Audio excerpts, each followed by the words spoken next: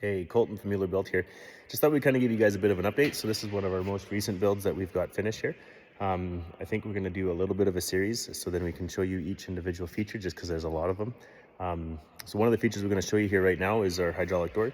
So this is a 40, if I can hold that out, 40 by 20 hydraulic door. Here we've got 48-inch doors here. And these are basically 36 by 36 windows in our door, as well as the 3 sets up top. So then our control boxes just look like this. We've got some hoses here we just got to tidy up yet, but these are our hydraulic door packs here. So we've got 10 horsepower motor and then about 9.5 gallons of flow putting in these. Something that we do is we'll pair these with a VFD so that we can manipulate the speed and the frequency of our doors, and then that just kind of allows us to have a soft open and soft close. So you've got a little bit of a delay after we push the button there, about 2 seconds worth. So you can hear the pump winding up. You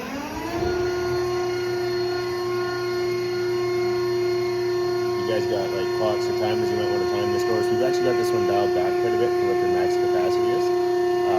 One of the neat things that we have on these doors here is we've got them set up so that they can't get out of sync very easily. In order for something to get out of sync, it has to be something rather catastrophic.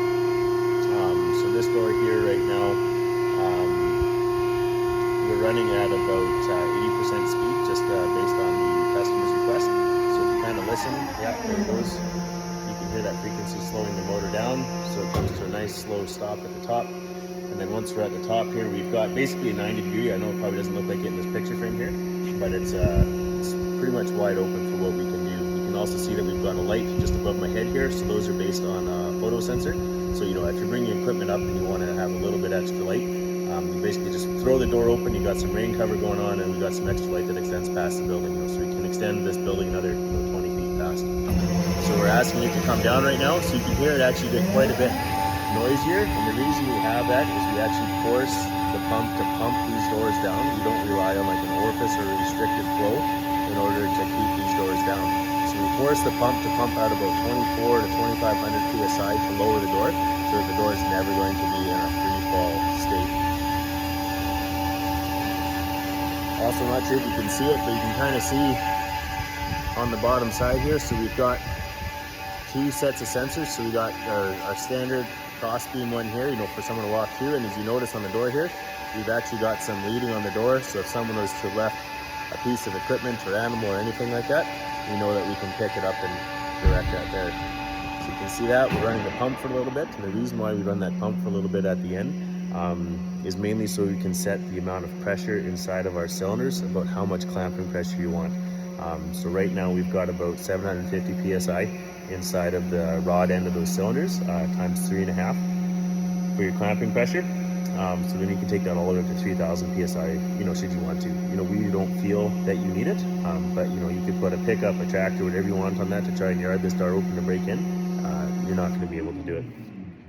Now this thing's a little bit quieter, it's easier to talk, but on here, so we've got our bane up, we've got our power down, we've got our stop, and then we've also got presets put in here as well. So if you want to say, okay, this is my pickup setting, it's only going to open to 20%, 25%, whatever you need. Or if you want, your tractor setting, or just a quick entry one, or just, a breeze, you want to let in, okay, I want a breeze, so you want to crack the door like just a couple inches or a couple feet, you can set all of that stuff.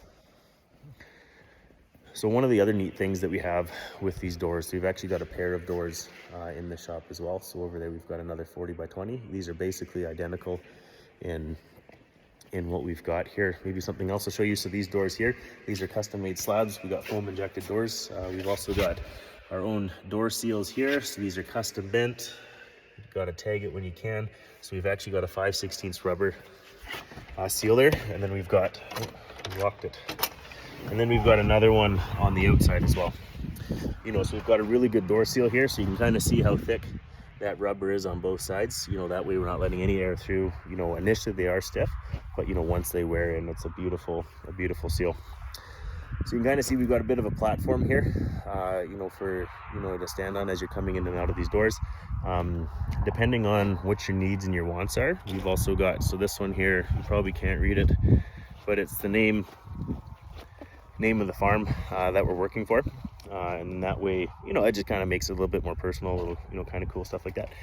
And then here we've also got sensors to read on the outside, right? So if you were to have you know, a truck, a kid, whatever's there, it's always leading the door, you know, so that it's something that will detect it. So it'll detect it, and then it'll retract a foot, and then it'll turn itself off, and then it'll text you an error message that there's something wrong. Okay.